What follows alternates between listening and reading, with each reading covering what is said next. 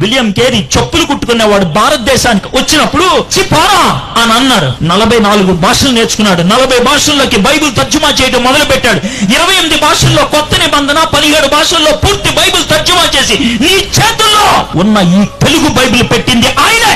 ఎందుకు ఈ రోజు భారతదేశం తలెత్తుకొని తిరుగుతుందంటే కారణం విలియం కేరీ. రైలు బండి ఎక్కింది భారతదేశం విలియం కేరీ కారణంగా. పెన్ను పట్టుకొని రాయటం మొదలు పెట్టింది భారతదేశం విలియం కేరీ కారణంగా. భారతదేశం న్యూస్ పేపర్ చదవడం మొదలు పెట్టింది విలియం కేరీ కారణంగా. ఇంతమంది ఆడవాళ్ళు ఇక్కడ కూర్చొని బైబిల్ తీసి చదవగలుగుతున్నారంటే విలియం కేరీ ఆడవాళ్ళకి స్కూల్స్, కాలేజెస్ తెరవడం బట్టి సాధ్యమైంది. మీ తాత చచ్చిపోయిన తర్వాత కూడా మీ నానమ్మ, అమ్మమ్మ బతుకుందంటే కారణం సతీ అనే దాన్ని విలియం కేరీ అంతమందించడం బట్టి.